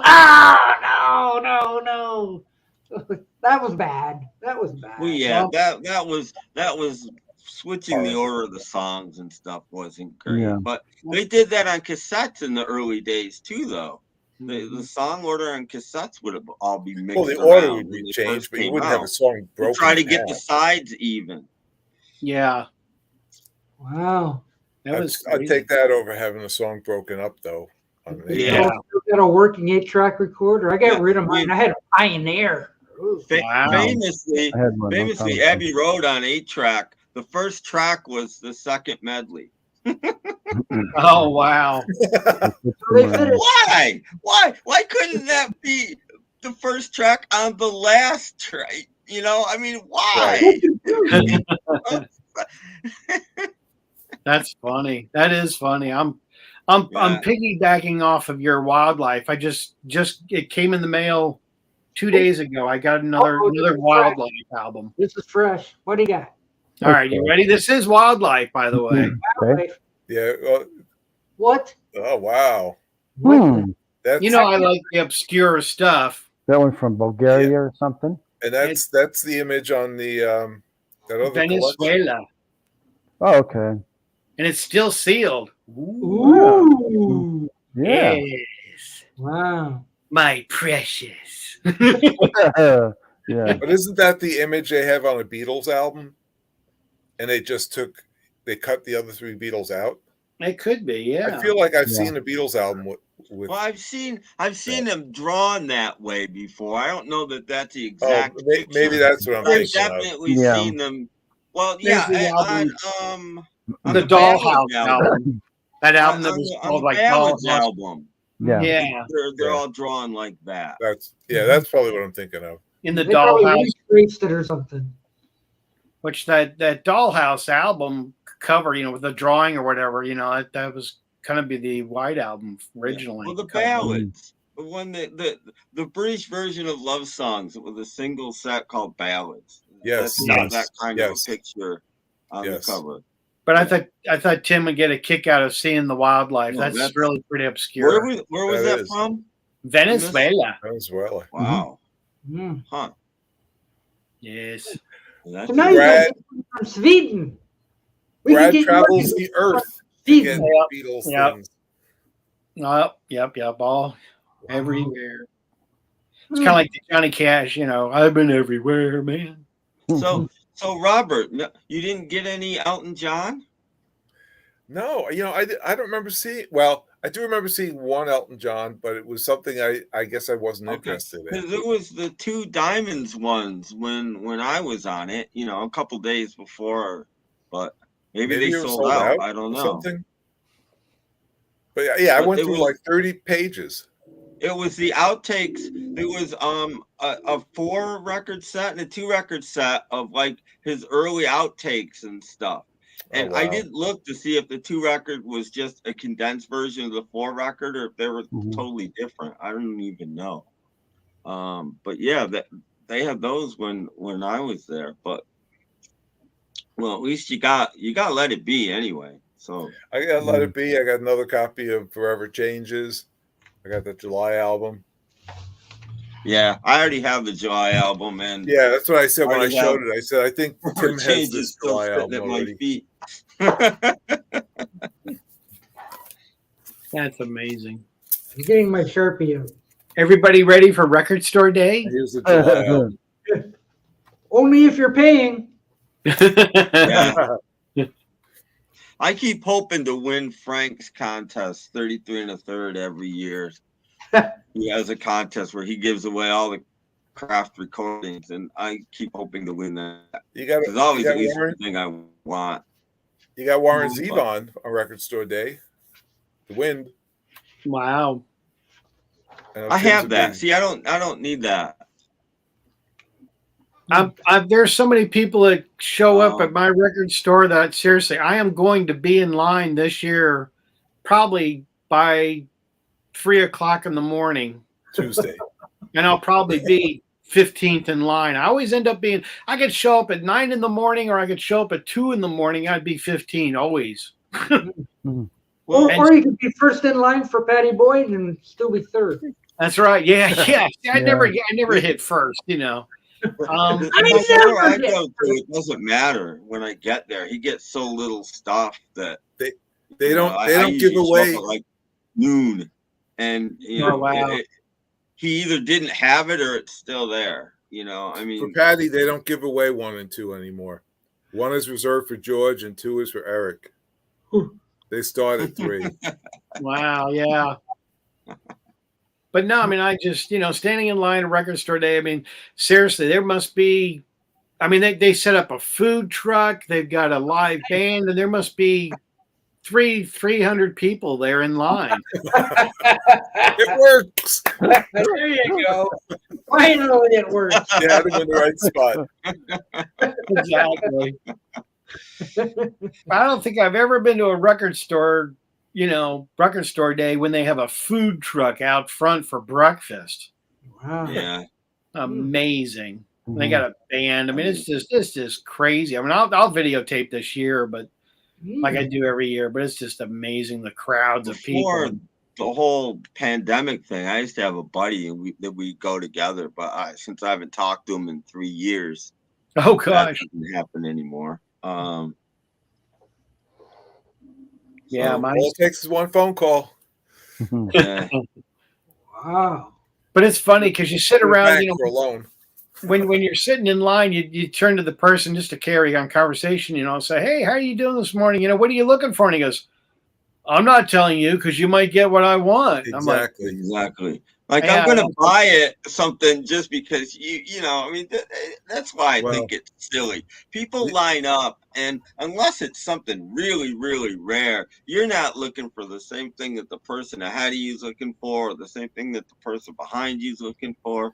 You're all looking for different stuff. Well, you know what I want to get this time? They've got a 5 LP set, Nuggets, the first psychedelic era. 5 LPs. I got to find that. That'll be pretty neat. I'm hoping Infinity has it. I'm going to switch him over. It's going to be expensive. But I have. Yeah, I know. Is it the original plus albums or plus 3 albums, or is it going to be like just sort of like they did in the 80s and just sort of make up their own Nuggets kind of thing? I didn't compare it. I think it's the original. Because I have a lot of the 80s ones. But I mean, Nuggets was 2 albums, so they're adding to it no matter what. Well, but I'm just wondering if they're including, because they already did Nuggets once for Record Store Day a few years ago. Just the original album. I guess I missed it, but I saw that on the list and I said, okay, that I want to look for. They've got Elton John, Don't Shoot Me, I'm Only the Piano Player. I want to look to see what that is, if there's anything new on it. I don't know if it's just the album being reissued. Beggar's Banquet, Stones album. I'm going to take a look at that, see about that. Obviously, Ringo, Stop and Smell the Roses, I'm going to pick up. And then maybe that Warren Zevon album as well.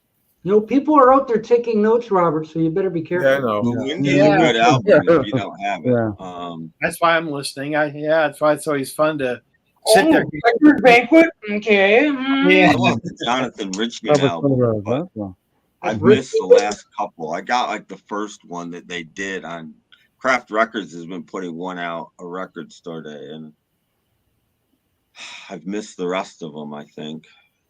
I'll probably miss this one too. My store doesn't get anything. Wow. So you're going to miss out on the Miriam Makeba. Ooh, what? Miriam Makeba? Huh? She's right up there with Leslie Uggams. Oh, I have. Isn't she married to Hugh Masekela, I believe? Now you're just making up names. Yeah. They're also related to Hop on. Yeah. They're also related to Bam Bam and Peggy. No, Hugh Masekela is a jazz artist. He was actually on What's My Line once. Yeah. When early in his career, when nobody knew who he was, he was actually on What's My Line. Even Peggy Cass couldn't figure her out. Or no, not What's My Line, To Tell the Truth, the one with the three. He was on that one. He was on that one. Yeah. And you know what? I didn't get it wrong or I didn't get it right because I didn't know what he looked like. Wow. And one of the other guys fooled me. Are you kidding me? I hate when that happens. Except the day when they had Orville Redenbacher on. Yeah, okay, that one. Yeah, that one I knew. Yeah. But you ever hear the song Watermelon Man? It's mostly instrumental, and then they go Watermelon Man. That's Hugh Masekela. Okay. Wow. That's Rob Skewer. Tim, have you seen the one? I'm surprised I actually know that. With Pete Best in it? A long time ago, I've seen it. Yeah, I mean, those are some of my favorite shows. Those That's funny because I don't have a clue to who he is. Is it out for Record Store Day? No, it's a video. Yeah, it's probably on YouTube at this point. You got to look for it on Video Store Day. Yeah, it was on one of those cheap videos that was put out by, what was that cheap company? The Beatles, and they had all kinds of little stuff. Good Times. Yeah. I'd love to find that girl that has that big painting. Yeah. Yeah. You know what she looks like now. She's probably. I tell you, when they do the Beatles documentaries, and you guys have seen all of them, and I love the guy who yells out and he goes, "I've got every Beatles record, every Beatles record." You know, it's like, won't let me near them. Yeah. There's Meet the Beatles, and he's got the 45. Okay, those are the two things. I've got every Beatle record. You know, and it's hilarious. I love him today. The Spark of a New Generation or something like that. Yeah, something like that. Yeah. So funny. I think it. Guy's hilarious. Thank you, Wes. This is what Robert wants. This one. So we're looking at $40 plus easily. Yeah. There's a video. Mike at the In Groove did an opening of it. Oh, okay. If you want to see what it looks like. So Tim, are you going to make a box set John Lennon one? Oh yeah. Yeah, absolutely. 2 or 3. I did a tirade on this. I'm not interested in that at all. Everything on it is just white. I mean, you can't read anything. You can't. Brad, you'd hate it. You never see anything on it. It's just shades. You're right. White. Everything is everything. It comes with a poster. It's white. It comes with a bumper sticker. It's white. White. Everything is white. It's all white. All right. They Except spent the album is all this black. money on printing, and you can't see it. That would be horrible for me. Yeah. Oh my goodness. Because Andrew Dixon got it and he showed it, so I watched his video. And and it's white. It's all white. A two-sided poster that's white on both sides. Should have called it John Lennon's White Album. I don't understand. I do like he had a good point about the price, though, that it's nothing that anybody needs. You have all the music, blah, blah, blah. Right. So, and apparently it's that high so that they're not charging the record stores nearly that much for it. So they can actually make some money on it. My wife is close by. I kind of like. Don't say that. My wife is close by. There's absolutely nothing that has been released. This is all brand new stuff. Oh, okay. Yeah. No, I know. I'm not going to do a bitch video about it or anything. It's fine. It's out of my price. This is for the real hardcore collectors or the people who happen to get it free from Sean and Yoko. Yeah, and it's out of my price range. I mean, it's going to be so expensive that I can't do it. And like Tim says, it's nothing new. It's going to be, I think, according to the letter Andrew Dixon got, record stores can charge like up to $500 for, which is for 36 songs. I'm so happy when Doc Dacus was asleep, I got his credit card. So that's the only thing that's helping me through this. You'll have to shell out the green to get this White Album. That's the thing. They can charge less if they want to because they're going to be paying less. Right. So yeah. I'm going to look. I'll look at it. I'm not buying. And as we've learned, if you wait long enough, things get discounted. Yeah. What's left? But I mean, these days there isn't that much left. I was able to get a Joan Armour Trading Record Store Day album that I was considering on Record Store Day for like half the price. Did you guys see the Doors turntable record player? Well, I saw it was on the list. I haven't seen it. Yeah, that'd be kind of neat just to see it. My friend of mine's interested in that. Is it a Crosley kind of thing? Yeah, it is. Yeah. Sure like the Yellow Submarine one? Is it as good as the Yellow? I mean, the Yellow Submarine one's a decent a decent record player. It's not a but like the other Beatle one they did before, like the Let It Be one or whatever it was. There's the Submarine one. Crosley. This is better. There's the Submarine one. Yeah. This is better. This has a magnetic cartridge. It has a counterweight. This is so where's the Magical Mystery Tour one? Player. Yeah, really. Yeah. Anyway, I thought I'd show you that. Of course, I got one. Of course he does. Of course, I did. Yes. So, Brad, I have a question for you. Yes, sir. Once a week, when the maid comes in to dust, are you allowed to stay in there, or does she kick you out? I don't give her a blindfold. I imagine he has to frisk her every time she leaves. Yeah. Well, that's what he claims. The frisking is still good. Dirty old man. Yeah, frisking is still fun. We go through a plastic detector. Beep, beep, beep, beep, beep. Wow. I don't know why. What's that in your pocket? Oh, please me something. Probably needs another turntable. Hope they don't come out with one. Yeah. There's apparently I just thought about it. I looked at the track list on this wildlife disc, and I just looked at it and thought about it, and I'm like, program 1 is Mumbo, Beat Bop, Love is Strange, Part 1. Uh-oh. Love is Strange. Conclusion. Wow. Wild. So yeah, it's got one of those on it. Oh, gee. But you'll never play that's it. That's the perfect record player for you. It is. Peanuts.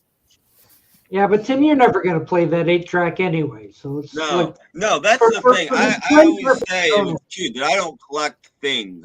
I buy music, but this type of thing is something that I will collect. It's one of the few kind of objects that I will. Well, for 99 cents, because it has nostalgia, they're cool, especially when they're in this nice a shape. I mean, this thing is really nice and good shape. And just go to your cupboard and get a saran wrap and wrap it around. And say, I give it an 8 out of 10. Yeah. It's easy. So you know, your hair dryer and you get, and make it tight plastic like it's never been opened. One of my record stores got caught for sealing used albums. They had to close up. Oh wow! Stealing used albums. They were getting.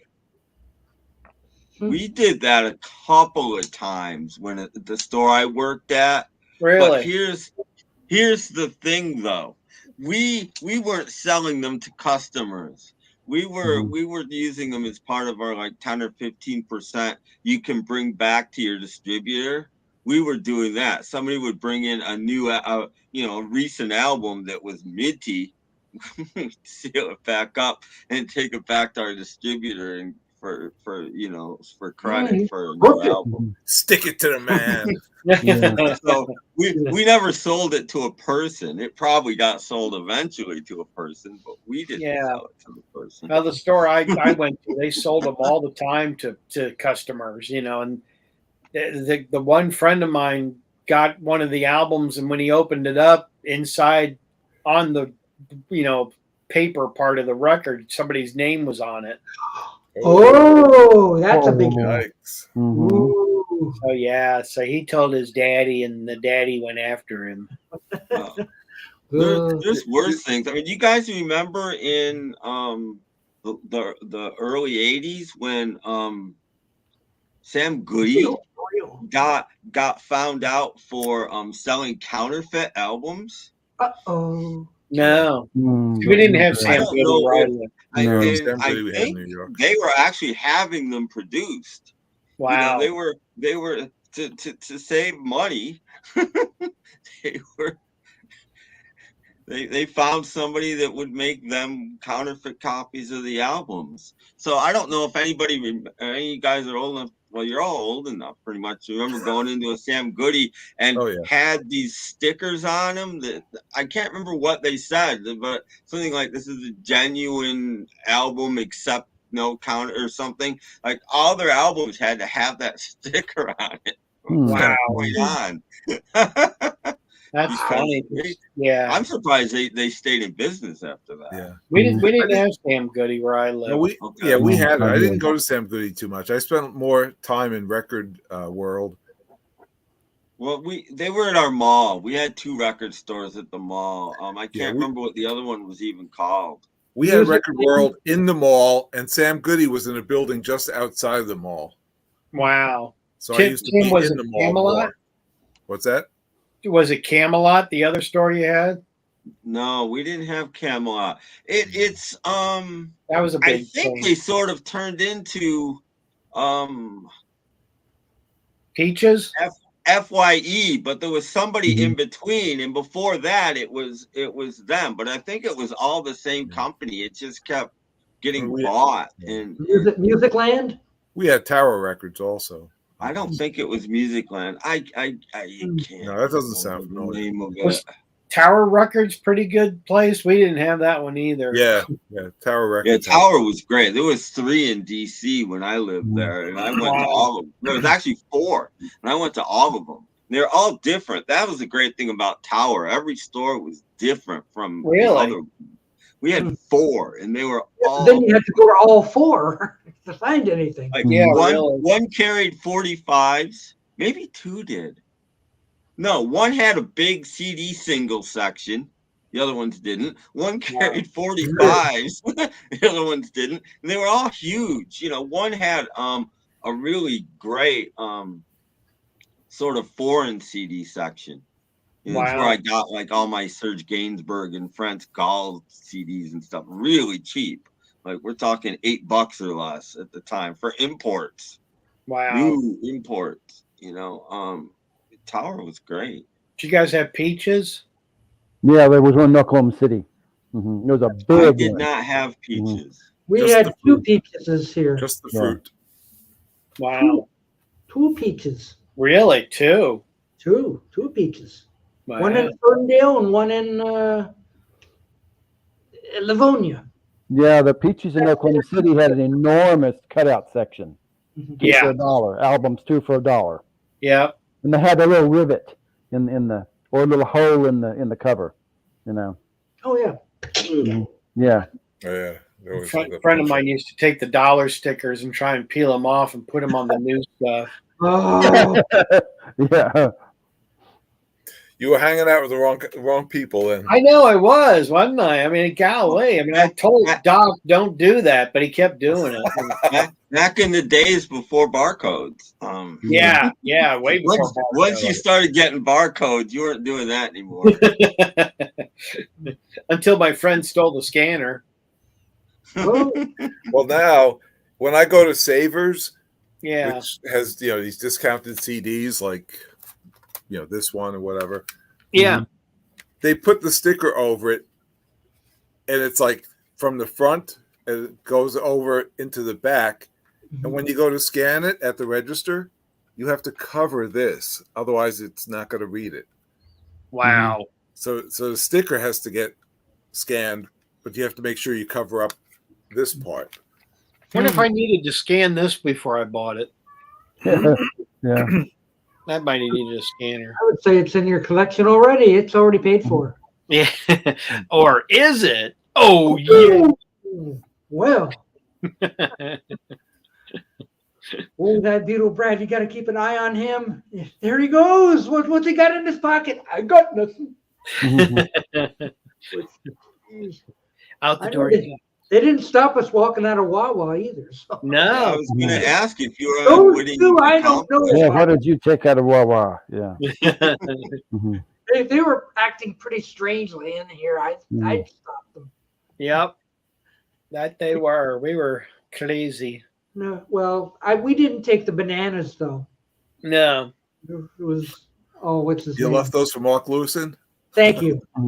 Mark Lewison with his pockets full of bananas. Yeah, the bananas were not appealing to us. I don't know, such images I take home from the Beetle Fest. Like Mark Lewis, pants full of bananas. And Robert standing by the car going, "We gotta get going. We gotta get going. We can't go to New York. We have to leave by noon." Why do we have to leave? I have to go to the bathroom. That's your problem. You should have gone 7 hours ago. Crazy. Well, we did it though. We did it. Yeah. We got there. Within 8 minutes, I looked at the clock. 11:52. We gotta leave by noon. 11:52. If it wasn't for this Robert over here, we wouldn't have made our time. I know. Well, we'd still be there. Yeah, we would still be there. Well, thanks to me, we were pushing our luck, getting close to noon. Yeah, but we did. Unfortunately, I walked us to a subway stop that was closed on the weekend. So you got to be kidding me. Crazy. So go back and go to a different one. Yeah, but that's part of the adventure, isn't it? Like something happens. Yeah, sure. That doesn't work out. Oh, we can't do that. Then you're on a New York subway. Yeah, as I say, it's always an adventure to be lost in New York City. It is. Because that's how we call it. Yeah. Yeah, and then before we get on the subway, Doc breaks down and starts crying in front of everybody, so. Well, you didn't have to tell him that. But I thought all the streets in New York were just like just lots of cars, this gridlock, Right. So here we were on 75th Street, I think that was. And I'm going like, so where are the cars? There wasn't hardly any cars around. Yeah. Rickshaws. It's But I'm going like, I thought we weren't even in Chinatown. Yeah. I don't know. So let's walk across the strawberry field. And are any cars coming? No, not really. And you look down one way, there's all these big buildings sticking out and all this kind of stuff. Like, where are we, man? We're not in Kansas anymore. Like I take those for granted, I guess. I don't even look around anymore. I mean, as you're talking about it, I was like, oh, yeah, you know what? Like, that's true. It would be like your first experience in seeing all these buildings in New York. Yep. It's like, I lived in a big city, but I lived in Washington, D.C., where no building can be taller than the Washington Monument. Yeah, so while I lived in a big, crowded city, there weren't any really tall buildings because there can't be. So it's one of the weirdest cities in the world for its size. It's not high, but it's nice. DC is nice. Yeah, I had a friend who lived there when he was going to Georgetown University, and I went to visit him down there, and it was so much fun. And he was right in that diplomatic area too, so it was. Well, you got a good Irish bars right near Georgetown University. That's what I know most about DC. I could tell you where all the good Irish bars are. So if you're ever there, you'll know where to go. I'll tell you what my favorite is. I can tell you some of my other favorites. The out of the way ones. I used to go to DC about twice a year because I went to the NIH, which is there in DC, which I don't know if you know where that is, Tim, or not. It's the National Institute of Health. I'm assuming it's sort of downtown somewhere, but no, I don't know exactly where it is. But I went there for cancer stuff. They did radiations and stuff like that. You had to stay there for like 4 days because you glowed. That was fun. It made getting around in the dark a lot easier. Yeah, it really did. but it makes it harder to sleep with the light on. Yeah. I was night light everywhere, and I'm walking around going, Scooby-Doo, where are you? Raggy. Make it stop. Yeah, I remember. I don't forget what it was I was getting tested for, and they had to give me some kind of dye or something. And they said you can't go through any like metal detectors or whatever it was. And it's like, really? Okay. Like, you're not planning on going to the airport now, are you? It's like, no. But I worked in a building. We have to go through a metal detector. So that was heck. Beeped every day. Every day. Beep, beep, beep, beep. Yeah, really. Walking back and forth. Thankfully, it didn't last too long, so I didn't have a problem. I told him when I started doing the radiation for cancer, I said, I hope it grows hair. Well, they didn't think it was funny. Well, I grew a lot of hair after my chemo treatment.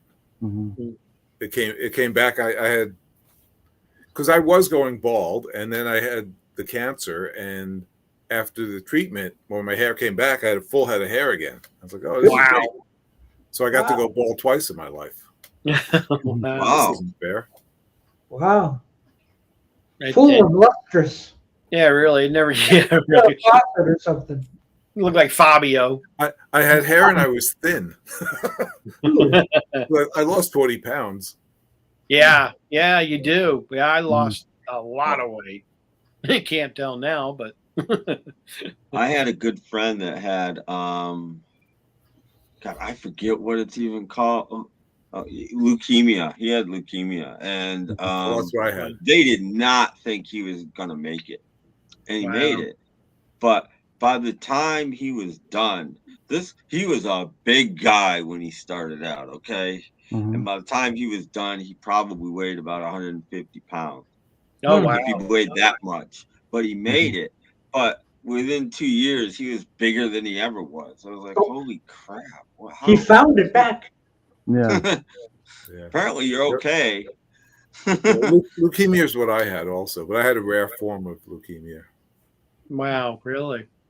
Well, yeah, because I knew him from the bar, and one night he was sitting there talking to me about it, and he just started bawling. He would do this once in a while, you know. He told me there's a 50% chance it'll come back, and the next time it'll kill me, and he'd just start breaking out crying. I'm like, but you're fine now, man. You know, like, I get it, but you're fine now. Be happy that you survived it, and you're good right now. You can be sitting here drinking a beer with me, you know. Irish beer too.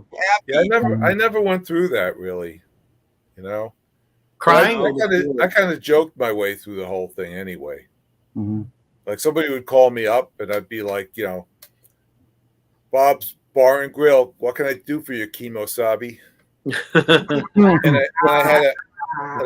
I worked at the New York Stock Exchange. We used to get gifts from the companies that would be listed on the exchange. And there's one company, General Chemical, they gave us hats that had GC, their logo on it. So I wore that in the hospital. Wow. General Chemical. They're pumping all kinds of chemicals into me. Yeah. You know, why not? We'll send you a free hat. Yeah. But I'd bring people out sometimes because, like, I'd be talking to visitors and then they'd have to come and draw blood. And I wasn't thinking about it. I had, like, tubes in different places, you know, in my chest or occasionally in my neck or whatever. And then all of a sudden, like, the blood be coming out. And I'd see my visitors, like, you know, getting sick. This blood coming out. Time to go. Like, it's only going through a tube, you know? It's okay. Nothing to be afraid of. It's all right. Exactly. I think when I was in the hospital, I think, Tim, you commented, because I started doing videos from the hospital because I was there for so long. Tim, I think you commented on some of my videos or talking about them too. I'm sure I did. Yeah. You know, I mean, I was in the hospital worried about you, man. We were all worried about you. Yeah. Yeah. Well, I happen to notice that people are leaving. Oh, it's the chemo talk. Yeah. So one of the things. Okay, let's go back to dentistry. Yeah. Yes. That'll bring him back. Yeah, or talk about your dads like you guys were earlier. Talk about what your dads did. DC will love us if we go back to dentistry. One of the things I aimed to do tonight was to get a name for this little show here. Mm-hmm. Oh, the Thursday show? And I think Kimba will get credit for coming up with most of it. So next week, watch out for Thursday Night Soup. Okay. Thursday Night Soup. Yeah. So remember next week. Thursday Night Soup. It's more like a stew, though. Yeah. What we do? Now, do we get crackers? Thursday Night Soup. Well, it's a stew if Mayo comes on and he's angry. Yeah. Then it's really So just be on the lookout for Thursday Night Soup and on your local YouTube. Yeah, there you go. Yeah. Okay.